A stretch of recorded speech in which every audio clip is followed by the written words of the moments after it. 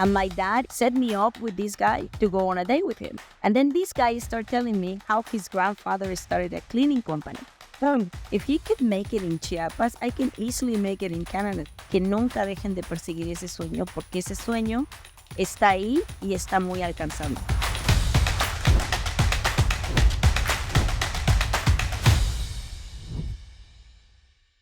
Welcome to another episode of the Canadian Dream Podcast.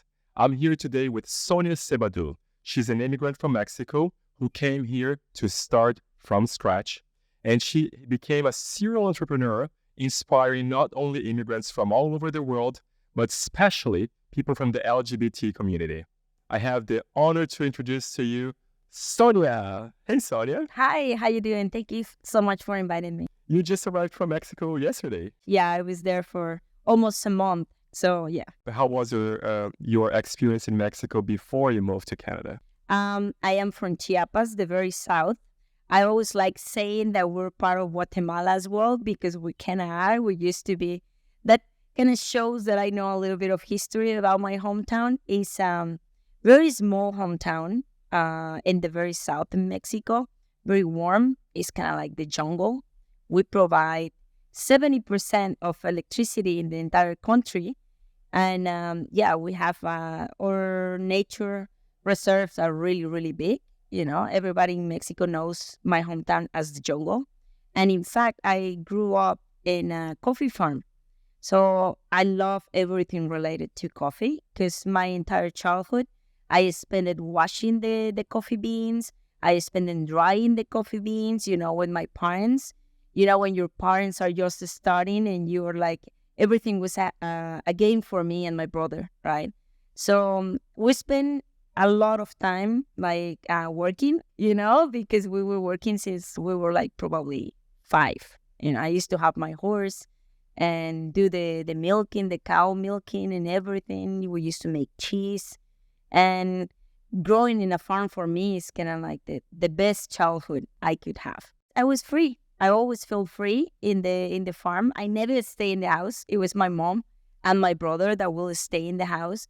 And I was just like with my horse at 5 a.m. with my dad, just checking on the farm, checking that everything was going as planned, And then we will move to the city and start selling the coffee and do all the trades, Now that I'm here, I was kind of like in the coffee industry for a bit. And I kind of understood a little bit more about coffee, We used to send all the crops to the States and Canada as well. And it was hard work, You have your cup of coffee in the morning and you don't even know what's in the background, And, well, that's why in my recent projects, for me, making it, every other culture know where your coffee beans are coming from, and especially if they're coming from Latin America, for me is very special, because I know people that is working over there, and all the work that is entitled to do that. So you were only the 4 of you, your brother, your mom, and your dad. And my mom and dad, yes. Did they depend on that for your survival? Oh, yeah, totally. But somehow you still managed to go to college. Yeah. What did you study in Mexico? Well, we lost the farm through a revolution that it was happening in Chiapas, 1994, I remember pretty well. So we lost the farm in Mexico, and then my father decided to move to the city for good. So we moved to the city, and he started doing his business.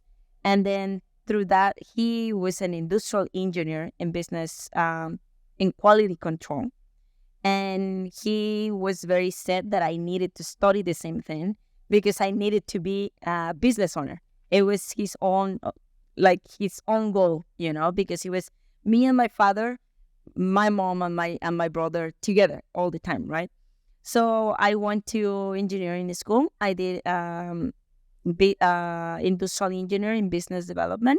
In Chiapas? In Chiapas. I started in Chiapas, and I finished in Oaxaca. Were those universities both public or private? They were public. Okay, so you didn't have to pay monthly. No, we didn't have to pay. But you had to be good in order to enter the university. You have to be good, yeah. Were you that good? No, I was not. I actually have a funny story, because I have a friend that studied with me university, and he used to help me with homework. And then he come to Canada and he's like, you have to give me work or something. It's like, hell yeah, I'm gonna give you work. Like, you did my homework, like all the university, you know. I was the chatty person. I was always working with my father. He at the time used to have a furniture factory. So I was working with him, and I rather work than study. I have a little bit of dyslexia. So reading for me or numbers for me wasn't a thing. So thank God for technology nowadays, because I don't need to do a lot of numbers. Yeah, it was very hard for me, all the schooling. But because I have cool stories and I was always entrepreneur, the teachers will just like put me on the spot. It's like, so Sonia, how is it hiring people? Sonia, how is it like selling this, you know, measurements and all that? So I was kind of like helping, tutoring some of my classmates as well. And when did you start getting money from your parents? Of course, when you were 5, 6, 7, Yeah. he was not paying you. When did you start getting paid? And what did you do with that money first? So I started getting paid, I think, when I was around 19, when I started working. Well, I was working with my dad, but I demanded my salary. I'm like, you cannot keep exploiting me like this. I actually said that. And so he started paying me, and it was very minimum wage. And literally I was partying with that money. Like, unfortunately, I was doing that. But my mom wanted to give me a gift, right? And she deposited a good amount of money in my account. And she's like, oh, what do you want to do with it? It's like, I don't know. I kind of want to fix my nose, you know, like 19 will do. She was like, okay, let's find a doctor that is going to give you surgery for your nose. Da, da, da. And then my dad called me. He's like, no, there's no way you're doing nose surgery. What are you receiving money from your mom? It's like, she just wanted to give me a gift. I'm not going to say no. So I told him, like, I'd rather go to Canada. I would like to have an experience to travel outside the country, because we're coming from a farm, right? So they sent me to Canada for 4 months. So I went to Toronto to English school.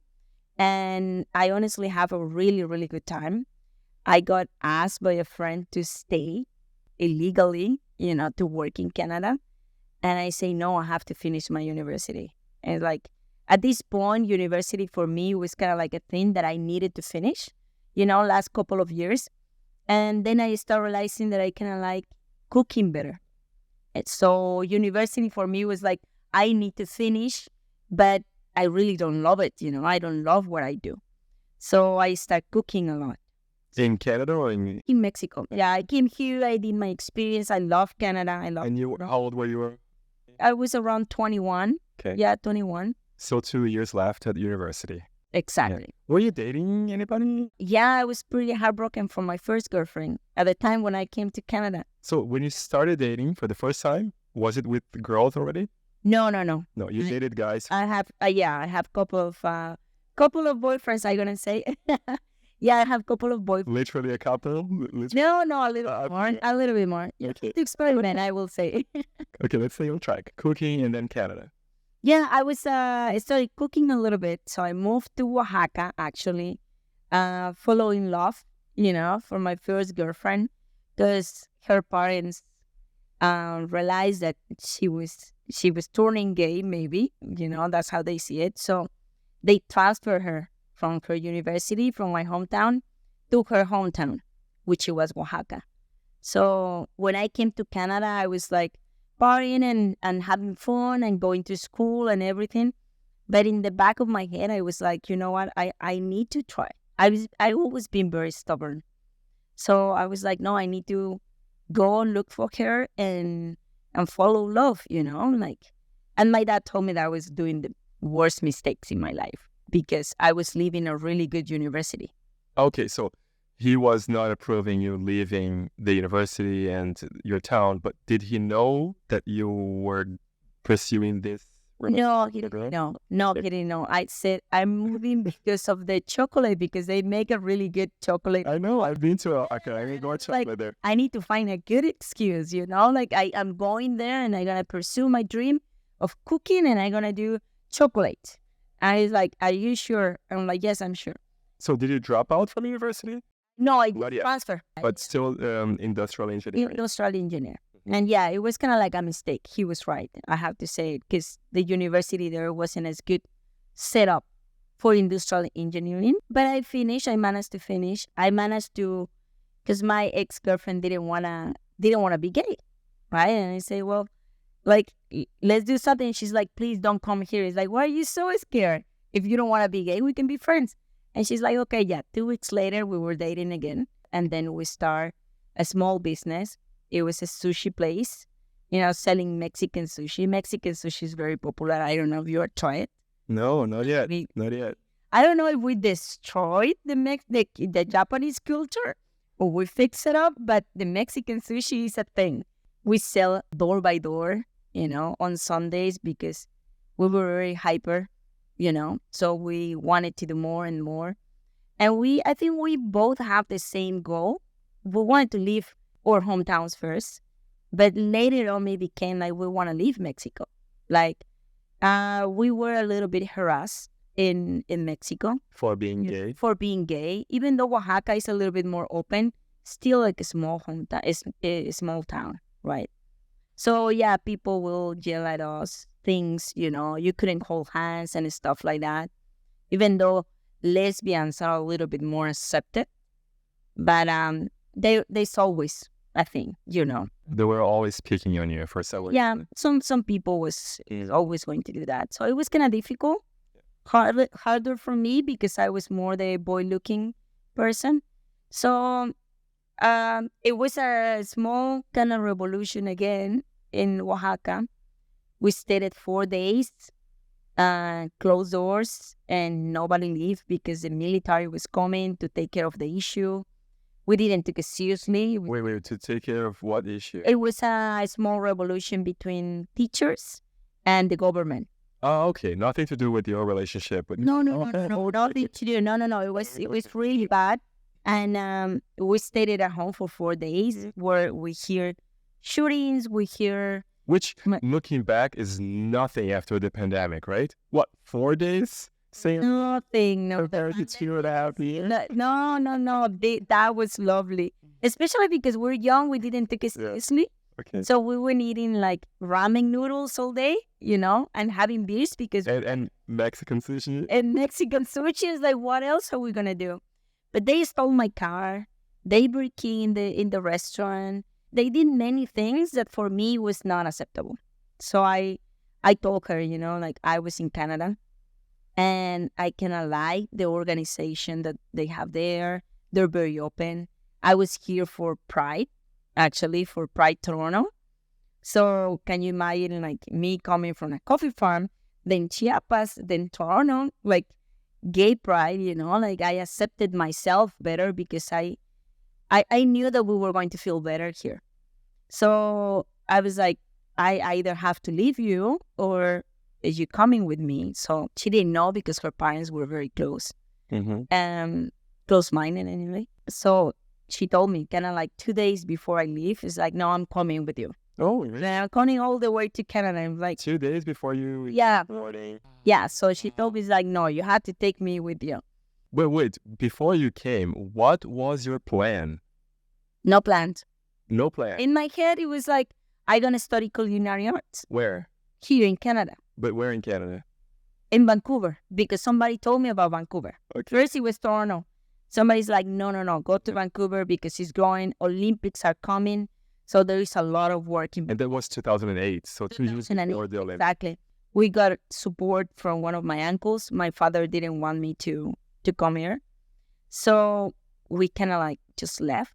And I say, I'm going to study culinary arts. And if I actually make it as a good chef, I'm never coming back to this hometown. And I was like, so I was kind of mad with the situation that I couldn't. Which is sad because at the beginning of the story, it sounded like you were so close. Your family, your parents, and your brother, you were all so supportive of each other. Yeah. And then did you leave in bad terms with your parents? No, I didn't. Not with my parents. They were having an issue. We have a biggest issue, which is and I say biggest because when I came out of the closet, they say, oh, at least you're not doing what your brother is doing, like he is very into drugs and stuff like that. So they were busy. Let's just say that, right? They So were your parents were busy dealing with dealing with my brothers. lots of drugs, ended up schizophrenic. So they will always have that problem with my brother. So that's why when I left, I was like, well, I'm looking for something better. Bye-bye, you know? And they will remarry, they divorced, and they will remarry. And everything was kind of fine with their life, but they were dealing with my brother, right? So coming out of the closet for me was very easy, right? Because they're like, you're not killing yourself of your brother, so everything is fine, right? So it was kind of okay. So here, like, we arrived in 2008 to Canada. What visa did you have when you came? Visitor. Just a visitor. Visitor visa. It did not take you long to find a job and start working, even without the right papers. You know, because we sold everything. So we came to Canada with a little bit of savings. We thought it was a lot of money, but when you arrive to Canada, you realize that, no, it's not enough money, you know? So we actually find a hostel online that it looked fantastic. And it was on Main and Terminal. So clearly it was not fantastic. So we're right there. They stole our things because, you know, like a lot of drug people doing drugs. It's an area in East downtown Vancouver where there's a lot of drug addiction going on. Exactly. We didn't feel safe. We want to leave. Like 2 days later, especially because we left to take a walk, and then we walked to the wrong part of the city because it's on Main and Terminal. So we walked the other way to Main and Hastings, and we're like, no, this cannot be happening. Let's go back to Chiapas. We ran because we never saw that. You know, we're not from Mexico City. We never traveled to the States or any big cities, you know, which is, you will see that. We're not TV people, you know, like we're always outdoors. We don't watch TV. So for us, was the worst thing ever. Encountering all those hundreds, if not thousands of people with drug addiction and mental illness in downtown Vancouver. Yeah, no, that's something that you're not used to seeing in Mexico. So anyway, we honestly ran back to the hostel, and she was like, well, we need to leave. We need to do something. And like, let me just find out. We made a couple of friends. So we met Ahmed, which he was a lovely guy. He helped us out. He says, stay here until you kind of like manage the language a little bit. Because Michelle did not speak English at all. Oh, Michelle was your girlfriend back then. Yeah. Just like my wife. Yeah, exactly. A great name. Exactly. Beautiful name. Your girlfriend, Michelle, is the Michelle that I know? Yeah, of course. Oh, yeah. Oh my God, she's so pretty. Yeah, I know. I like pretty girls. Yeah, but you only date pretty girls. I know that too. So Michelle didn't speak English. Not English. How good was your English? From 1 to 10? Then I think it was probably a 4.5. 4.5. All right. So after you met these people at the hostel, what happened? I told Michelle, like, we need to find a job or something.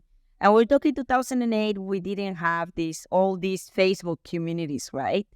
We barely hear any Spanish in the city. Like, if you hear a word in Spanish, you're like, turning and it's like, where are you from? Became best friends if you hear Spanish at that time. So we literally, what we did, we walked and we just approached the business owner, so the person that was there, and just asked if they needed help. And they look at me and say, well, you know, we're going to pay you $5. And they look at Michelle. She was very skinny. And I'm going to pay you $3 because you cannot lift heavy things. And we're so happy. We're like, yes, we find a job. A Subway at that time was like $3.50.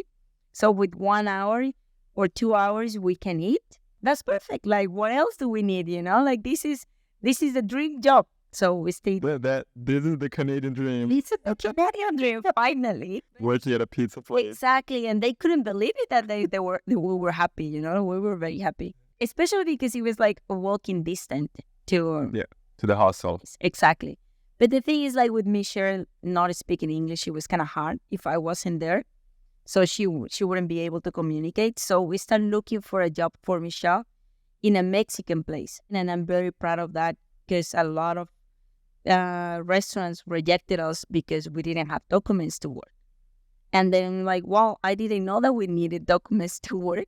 And they're like, no, you need a document to work in here to stay legal. So they explain everything to me, right? And we're like, well, we need to find a way. We don't have the money for this. I even tried to marry Michelle with somebody, doing things like, how can we stay? So you were really, as you said before, stubborn, but Stubborn. I would say you were determined. Determined, yeah. Right? When you decide you're going to do something, you do not give up. Exactly. No, and things were kind of like lining up. And then I told to Michelle, it's like, this is not the right way to stay. So we need to find something. My mom helped me out too. How did she help you? With money. Send you. Pay school, exactly, because Michelle is coming from a poor background. So it was going to be your work or it was going to be my family to help us out. So my mom did. We paid school and then we came back to Mexico to wait for the documents, right? Oh, okay. So you paid a school. You mean you registered? Yeah. At a school here? Yeah. Study what? English? English. Okay. English on Terminal. Do you remember the name of the school? Yeah, it was the LCC. Terminal. Actually, my sisters study there right now. Oh. Yeah. But that's funded by the government, private and government, so it's right. 1.5. So you paid and then you could apply for a visa. Exactly. But at that time, you cannot stay in the country. You had to go back to Mexico and wait until further notice. Exactly. How long did it take? Probably 6 months. Yeah. And what did you do in the meantime in Mexico? My family, stay with my family. And Michelle? And same. With her family or with your family? With my family. So Michelle and you moved in to Chiapas, back to Chiapas with your parents. Exactly. And they had to be happy with you and your girlfriend. Yes. Yeah. And they kind of have to, yeah. Okay, which is not hard because Michelle is a sweetheart. Oh, yeah. They love her more than me at this point. Yeah. Most of my girlfriends, my parents always love them more. I'm like, why are you dating your daughter? Exactly. Like, we don't get it. Yeah. But, and after we came, we went to school. Michelle more than me, because as I told you, I'm not the best doing school. Yeah.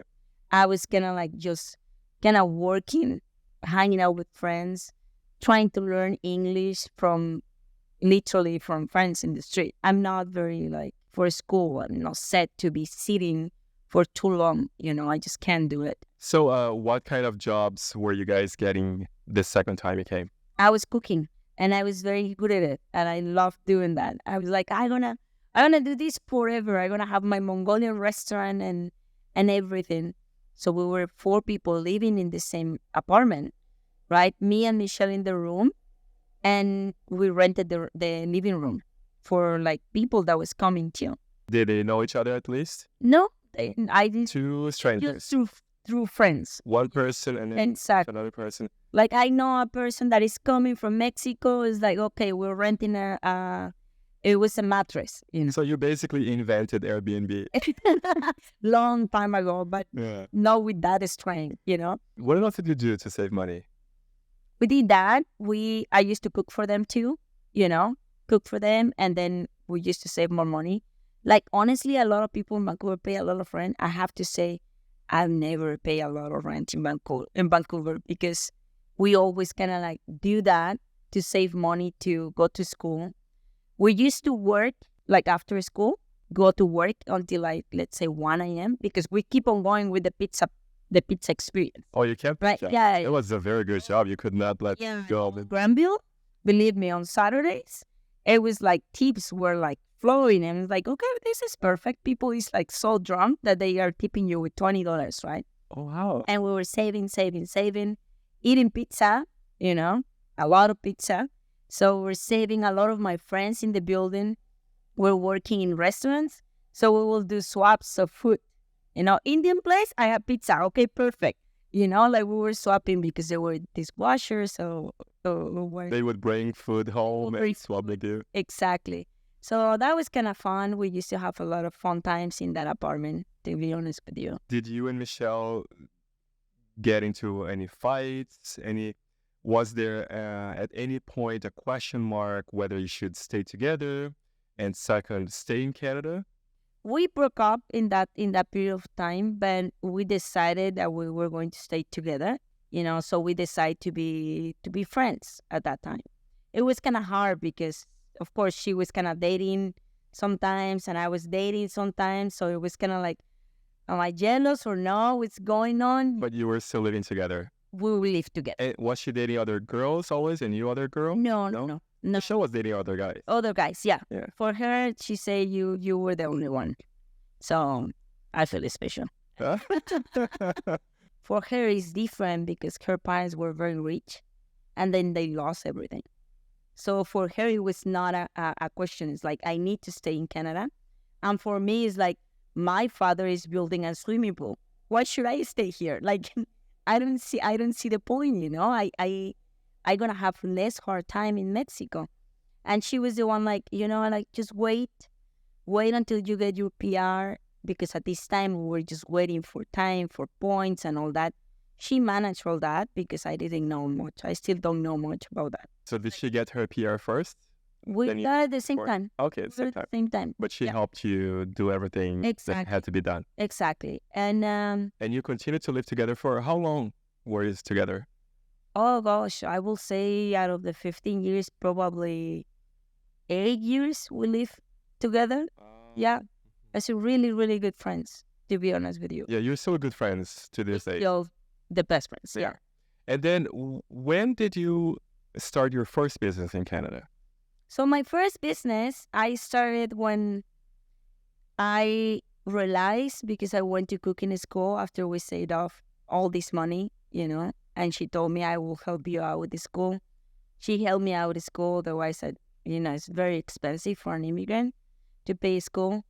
I went to fine dining, and honestly, the environment of fine dining, and not talking bad about fine dining, but it is very guys oriented.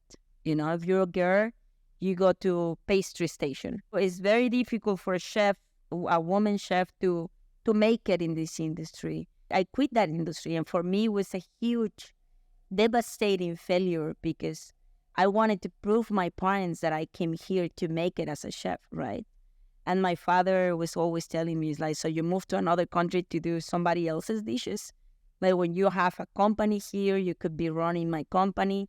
He took me to LA one day to a really, really fancy hotel. And he asked me, very, very important question for me in my life is like, when do you think that you can afford something like this? And I was like, damn it, I don't think I can ever afford something like this. And it's like, you haven't even tried. Like, you keep doing like dishes. For him, I was just a dishwasher my entire life in here, right? I finally say, you know what, I gonna quit. My mom was always on my case too. It's like, the older you do it, the less energy you're gonna have, the more scared you're gonna be. And my parents all the time, you know, bombarding with this, like, you have to be an entrepreneur, you have to be an entrepreneur. At that time, I was in my hippie phase, and I was like, I'm never gonna have a car, I'm never gonna do this. I was vegan, I was super hippie, and say, it's not that it's bad, but I was very into that. And I went back to Mexico. And my dad, in his last chance to turning me astray again, set me up with this guy. And he wanted me to go on a date with him. It's like, please go with him. It's like that. I'm lesbian, honestly. Lesbian. Like, no. And then I was like so bored. Like, okay, I'm going to do it. I'm going to go with him. And then this guy started telling me how his grandfather started a cleaning company. So we ended up chatting. Like, in my day, it was a fantastic date. Because for me, it was just data, right? It was like, what else is he doing? What else and what else? Yeah, and then he got a carpet machine, and then he started cleaning cars, and then he started doing that. And then I'm like, and I was like, if this guy couldn't make it in Chiapas, you know, when everybody, what they have is time and water to do their own cleaning, if he could make it in Chiapas, I can easily make it in Canada. I honestly came back, like after 3 months, I came back, and I was like, this With the business plan. with the business plan. I'm like, this is what I'm going to do. I'm going to do a cleaning company. Did you pitch the idea to Michelle first? I told Michelle, yeah. Why did you decide to have her as a partner? Why didn't you do it by yourself? I started by myself. Oh, you did? I started by myself because she was a manager at the restaurant, and she was getting good money from there. And she's like, I don't know, I'm a manager already. Like, I don't know if I want to do that because I hate cleaning. I'm like, I hate cleaning too, but this is the idea, right? Like, we want to train people. We're going to offer quality. We're going to offer this. And we're going to offer jobs, what we didn't have in our community when we arrived. So I did that for a year. And then I told Michelle I need to buy a car because I was literally carrying my vacuum and everything in the bus, right? With my mom. Like, bye-bye hippie life. Bye-bye hippie life. And I told her, I need $3,000 if you can help me out with that. And she's like, yeah, totally. So Michelle lent you $3,000. $1,000 to start the business. To buy You had already started. my first minivan. To buy your first minivan with $3,000? Yeah, it was down payment. a guy in Surrey. Oh, really? Yeah. You bought the van for $3,000? Yeah, it's $3,000. It was exactly like that. And then, like 5 months later, I told her, you know what? Come work with me. I promise you that you're going to be cleaning for a long time, right? I promise you, give me a year and you're going to be cleaning. We need to train people. I need somebody with another van to train this other person, and then we will multiply. That's the idea, right? And she's like, I don't know. And like, for that $3,000, I give you 50% of the company. And she's like, okay. But Sonia, do you realize that the company is just you? And I'm like, yes, I know. I'm giving you 50% of my time. And for $3,000, she got 50% of the company. And then we start working. Oh, I wish I knew you back then. I would have lent you $6,000 Give for 90% of. just keep 10, right? So Michelle and I started working, and it was like when we came back here again, it was a new beginning. It was exploring everything. Everything was so much fun, even cleaning toilets, to be honest with you. I think the attitude that we have, and we didn't know how to clean, that's another thing. Like, people, my own customers will teach me how to clean. And I'm like, no, darling, you cannot clean the kitchen and the toilet with the same rack. And I'm like, no, why not? Like, no, you can't do that. So they start teaching me. People start giving, like, my customers start giving me things to clean, or more jobs as well. One person told me one day, I need to do a renovation in my bathroom. Can you help me? I'm like, I don't know that. She's like, I'm pretty sure you can figure it out. You seem smart. So I went home and I Googled it, like bathroom renovations, and I started Googling everything. And we did the entire bathroom renovation. It was fantastic. It was gorgeous. And then we started doing floors. I Googled it too. Everything on YouTube, all the videos about stripping and waxing, about washing carpets, everything. We watch everything. So that's how we learned how to do it. And then we start hiring more people, And then the other challenge came by there. How to hire people, how to offer them what they want, right? But in our Latino immigrant, we didn't know many things, So we start, like, honestly learning as you go. And that's something about Canada that I feel that is very, very good at. That they are very patient with you. They teach you. If you call any institution, they will teach you. And that's happening right now with my other new business. They're teaching you how to do it because they want you to succeed.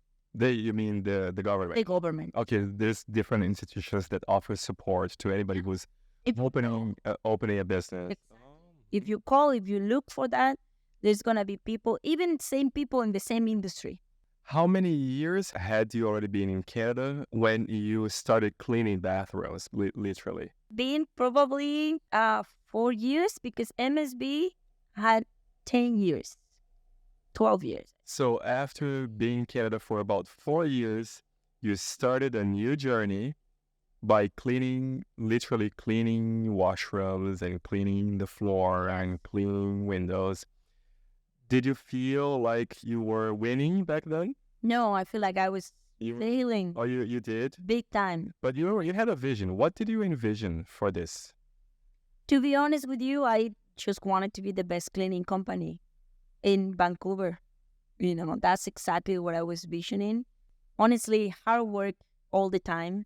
Was there any real bad experience that you kept in your mind to this day? Yeah, many bad experiences. And One of them is like before I have my first minivan. Um, I was cleaning in Surrey with my helper at the time, and we were cleaning a huge house in Surrey. It was just a single guy with his father that had an accident. So that scene for me was very depressive. And we start helping him, cleaning and everything. And then when we finish, and we're like honestly devastating, like morally and all dirty, and it started raining, like the worst rain ever. And then the windstorm in the middle of Surrey, in the middle of a highway in Surrey. We didn't even know where to go. And then I called Michelle. I was like, I don't know where to go. I'm like lost here. We're like soaking wet and we don't know what to do. And she started crying on the phone and like, don't cry on the phone, like find me something, what to do, like no cabs, no nothing, right? So where do you go? And it was kind of dark. And she's like, what if somebody kidnap you? And I'm like, honey, this is not Mexico. Like, I will be okay, but I don't know how to live here, And we have many stories like that, many, many bad moments when you actually think, what am I doing here? Where am I going with this? Because I always want to change the world a little bit. I wanted to be hippie and change everything. I always want to change something. And for me, it was employment. For me, it was always employment because for us, it was very difficult to find that fairness. And now, fast forward to, say, 15 years later, how big is the company? Well, now the company is offering employment for almost 40 people. 40? 40. Wow. We have worked with big companies, Letcore, Metrocan, and many, many big projects. Definitely the pandemic was something that helped. When you look back, what would you have done differently with your experience, the experience you have today, and having done all this? If you could go back in time, one crucial mistake you made. I think that I will start higher sooner. I think I worked by myself, and me and Michelle, very long period of time. It was 1 year working alone. I will get more practice hiring people and training people. Because right now, at this point, when you ask me, oh, this person is asking you for a job, you can tell in the interview if that person is going to be a match for your business or not. Because nobody knows your business better than you. And nobody knows your vision better than you, if you're very detail-orientated and you know that you find somebody that comes here with, I don't know, very dirty shoes, you will see that they don't have it. They don't have it because it's not your vision, You wouldn't do that. So that's something that I will do. I will get trained myself in hiring or training people sooner. Is there a second mistake you could avoid? I needed to be more outgoing with a little bit more of self-confidence. I joined a group, BNI, and when I joined that group, probably I was already 4 years doing cleaning business. And then when I see it now, it's like it should have taken me a shorter period of time, to get where I am right now. It's like when you're training for a marathon, at the beginning you only do 5, right? Half a marathon. But then over 5 years, you're going to do the full marathon, or a year. I don't know. I never trained for a marathon. So it took it too long to go all in, basically. Exactly. Yeah. And to listen to my parents, probably, to start younger. So let's talk a little bit about employment. You have helped so many people from especially Latin America, but not only Latin America. Not only Latin. Now, of course, you have a lot of experience. And as you said, it's easy for you to, within a few minutes, know, okay, this person is going to be a good fit or not. But how were the challenges that you had to face to get to this level? Well, definitely a lot of practice. I have really bad experience with employment.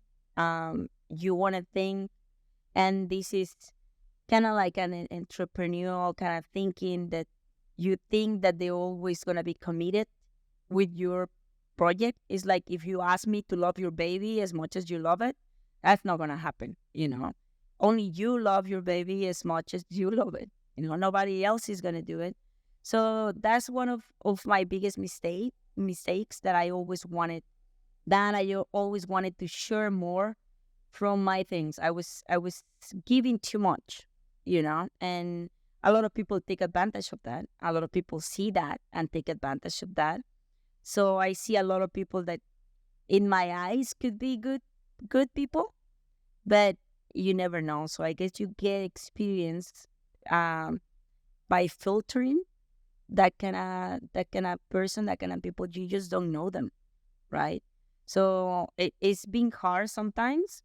I always say out of 100 people that I will hire, there is always one that is gonna come, with malicious ideas, malicious mind. One bad apple can contaminate all the other apples. Oh, Does it happen often? It happens often. It happens that this person wants to steal customers or even steal my own people, like come work with me and do shady things, So that happens a lot. And what qualities do you usually look for in a person that you're hiring? The biggest thing is like people that can adapt to the local culture, people that is a little bit more open and friendly as well is very important to be that kind of person. Even as cleaners, it's important how they present themselves. Even more, cleaners are, I will say, is more important because they're coming to your home,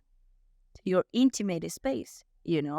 Having being very discreet is very, very important for us as well, because now a lot of people and just like talking and this and that, and we always have reunions in our companies, like casual reunions. And when they send new people and wanted to talk about a customer, there's always going to be a senior saying, hey, no, especially not in front of Sonia, do not talk about customers, because they're going to do it anyway, but I don't want to.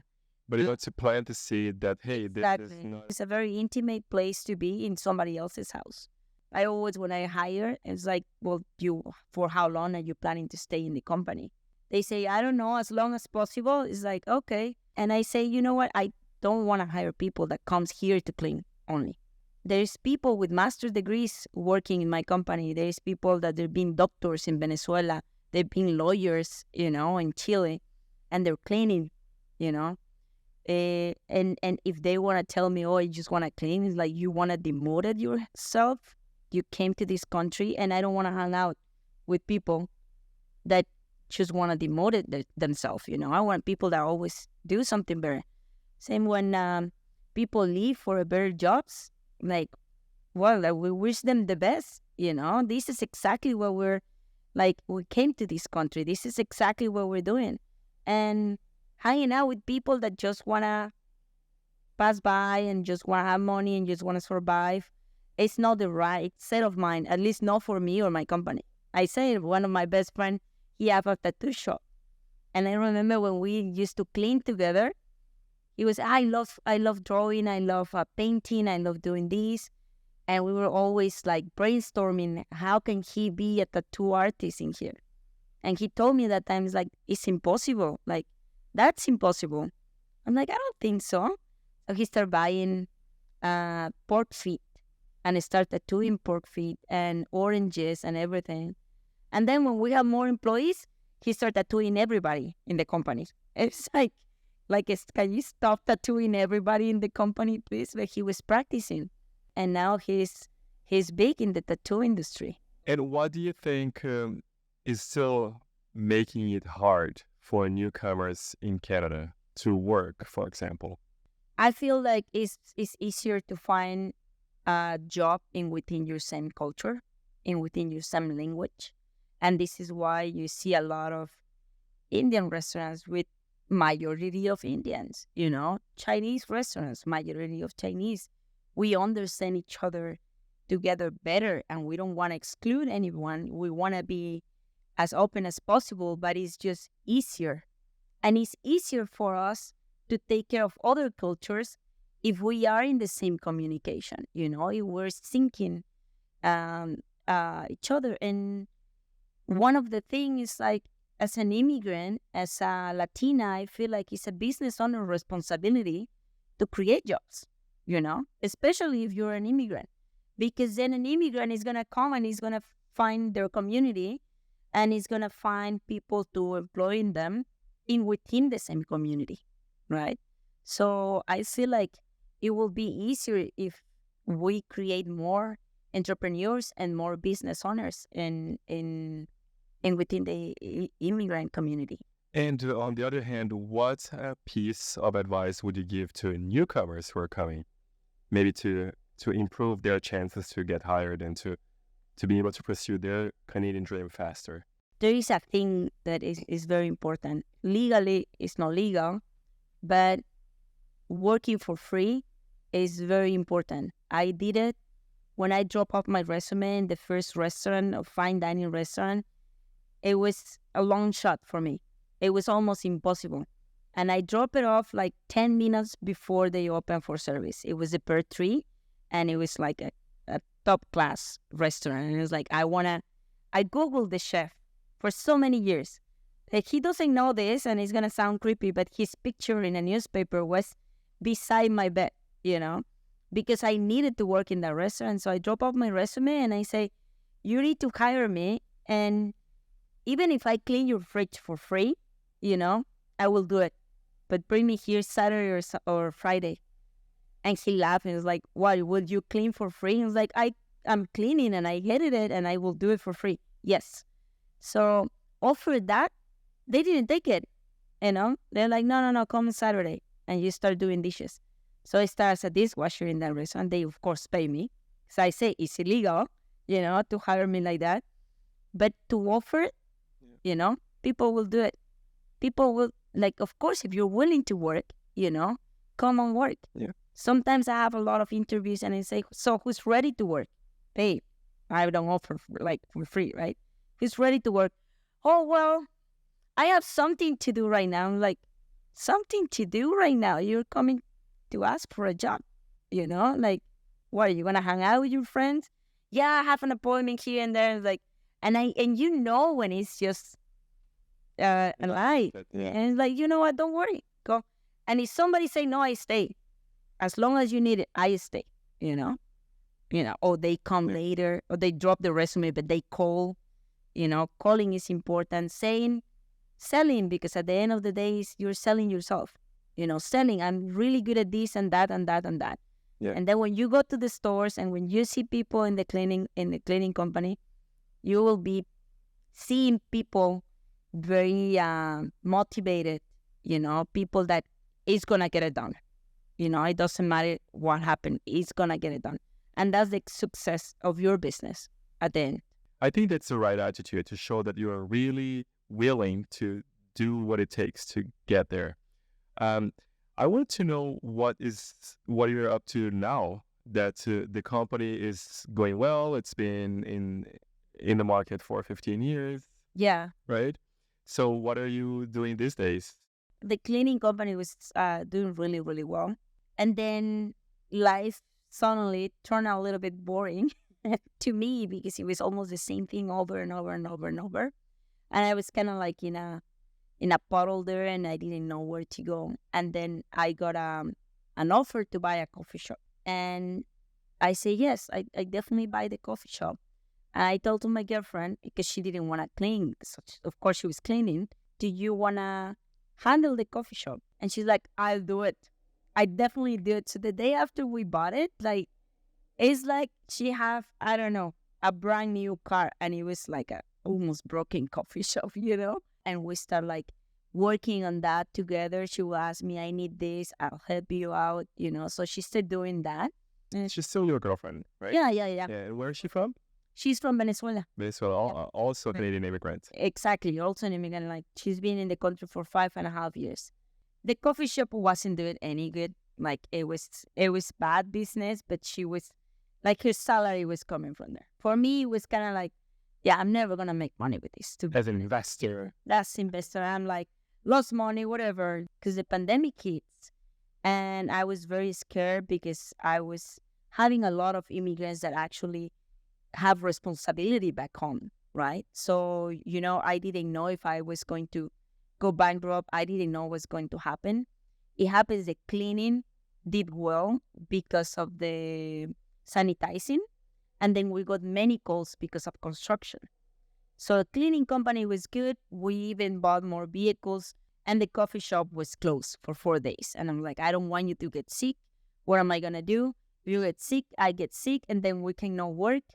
And it was very scary. And one day she told me, like, I need to keep on working. We went to the coffee shop, and I saw a window because you have a window in the door. And I'm like, you know what? I'm going to break this window, and I'm just going to put a thingy on top that I took from that piece of wood that I took from the kitchen. And you're just going to serve coffee from the window. And she's like, I'm perfect. I'm perfect with this. And then she gave me a call, right? Like the day after that I opened the window. And she's like, I cannot do it by myself. I'm like, what are you talking about? There is a lineup because all the coffee shops were closed. And we were the only ones open. And everybody's like, support small businesses, taking pictures of her in the window. And she was like, busted with coffee. I think one day she counted and we did like 250 coffees just by herself. And me just taking care of the orders, right? I didn't have anything else to do. So I started helping her. And we started doing a lot of money with the coffee shop. And I'm like, well, yeah, second, this is a good business. And we opened another coffee shop, painted with my friends, doing that, all fun again. And then at the almost end of the pandemic, we sold the coffee shops, really good price. And then we started doing a Latin American grocery store because during the pandemic at the coffee shops, we sold groceries. And then like there is people trying to buy tortillas. There is no tortillas. I will buy tortillas and bring it here. I will go to Costco and resell here, because people couldn't go to Costco. I will take their shopping list for the elderly and just make their groceries and bring it back home, for them. I was the Uber at the time. And it was very fun. And then we started doing the Latin American grocery store. Wow. So niche over there. So how many grocery stores do you have now? We are opening the number 6 in Coquitlam. Before I let you go, I know we're already out of time here. Tell me, what are you doing with the LGBTQ 2+ community?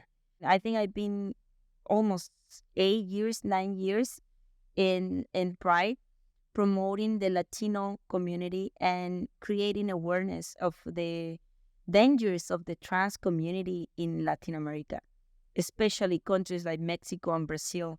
They're doing really bad at taking care of the trans community.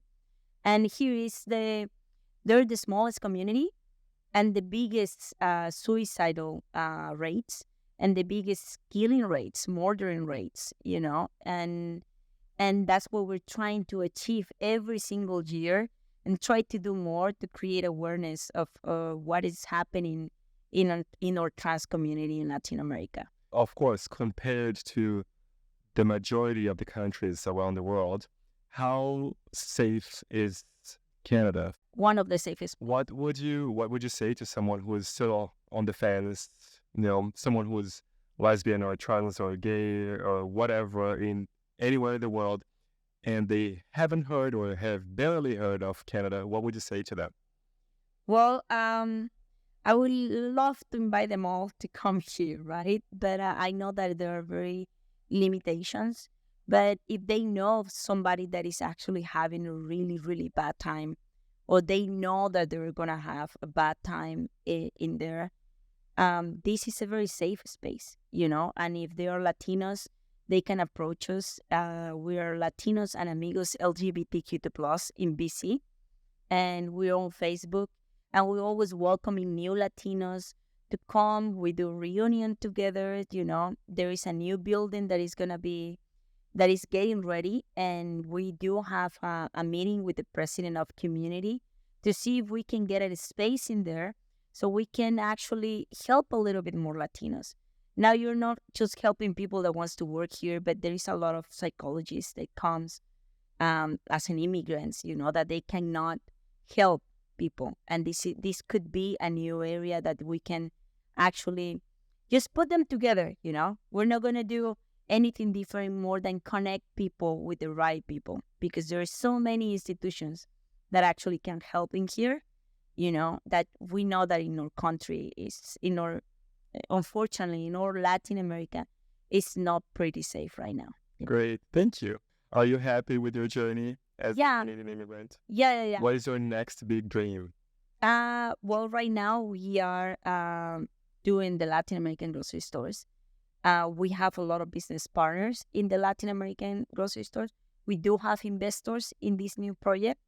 So I actually want to take it national. Here we come, the Latinos with their grocery stores.